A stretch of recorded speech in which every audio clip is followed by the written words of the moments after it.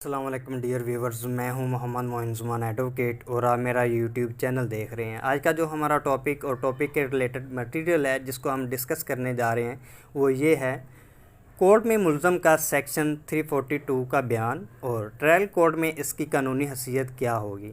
کیا یہ statement oath پر لیا جائے گا؟ کیا ملزم بطور گواہ پیش ہو سکتا ہے؟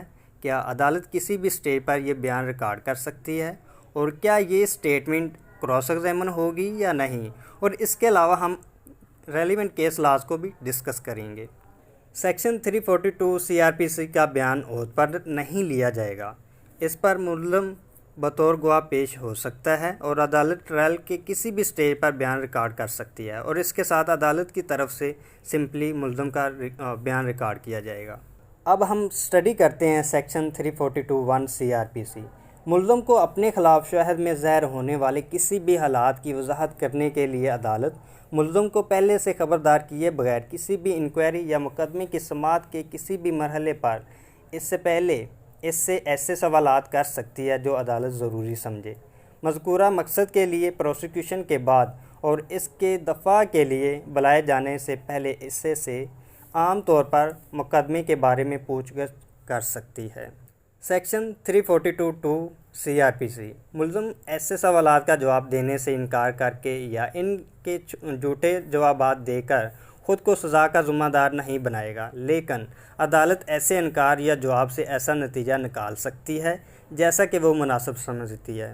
سیکشن 342(3) CRPC ملزم کی طرف سے دیے گئے جوابات کو اس طرح کی انکوائری یا ٹرائل میں مد نظر رکھا جا سکتا ہے اور کسی دوسرے جرم کی تفتیش یا ٹرائل میں اس کے حق میں یا اس کے خلاف ثبوت پیش کیے جا سکتے ہیں۔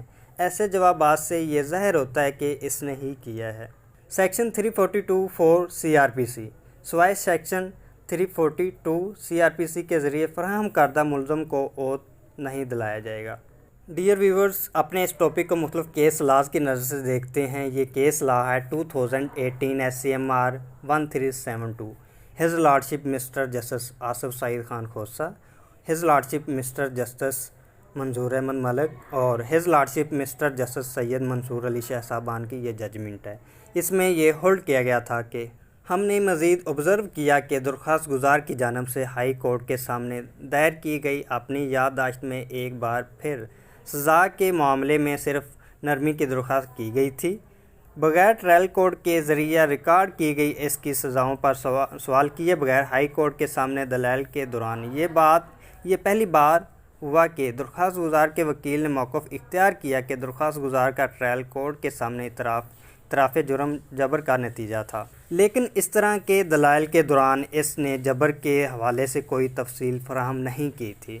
درخواست گزار کے خلاف درخواست دی گئی تاکہ اعتراف جرم حاصل کیا جا سکے۔ پروسیکیوشن کی جانب سے الزام کو تسلیم کرنے اور اعتراف جرم کرنے کے علاوہ وہ بہت سے شواہد ریکارڈ پر لائے گئے جس سے اعتراف کا ہر لفظ درست ثابت ہوا، اور اس سلسلے میں ہم CCTV فوٹیجز اور تصاویر کا حوالہ دے سکتے ہیں۔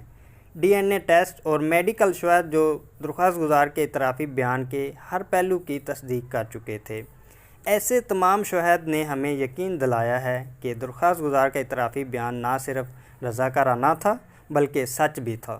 اس نے الزام میں قصوروار ہونے کے ساتھ ساتھ سیکشن 342 CRPC کے تحت ریکارڈ کیے گئے اپنے بیان میں درخواست گزار نے 8 دیگر نابالغ متاثرین کے ساتھ اس طرح کے جرائم کا اعتراف کیا تھا، اور اس پس منظر میں درخواست گزار اپنی سزا کے معاملے میں کسی ہمدردی کا مستحق نہیں تھا۔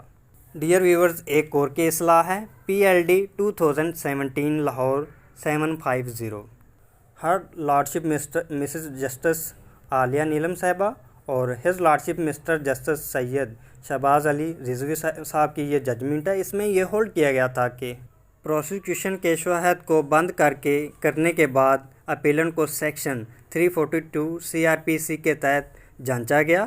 اس نے اپنے جرم کا سیکشن 340 CRPC کے تحت اعتراف کیا اور سیکشن 342 CRPC کے لحاظ سے اپنے گواہ کے طور پر پیش نہ ہونے کا انتخاب کیا۔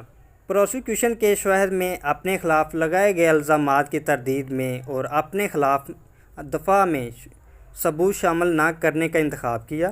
प्रोसिक्यूशन के मुताबिक अपने इतराफ़ी बयान एग्जिबिट PTT में मोहम्मद अफजल अपीलेंट ने रज़ाकाराना तौर पर अपने जुर्म का इतराफ़ किया। Appellate Mohammad Afzal exhibit P के मुताबिक ये ना सिर्फ इतराफ़ी बयान दिया गया था बल्कि फ़र्द जुर्म ऐद करने के मरहले पर इतराफ़ जुर्म भी किया गया था, इसलिए अपील खारिज की जाती है। नतीजतन अपीलेंट की सज़ा और सैमनिंग बरकरार है। डियर व्यूअर्स, एक और केस ला है 2008 YLR 1451।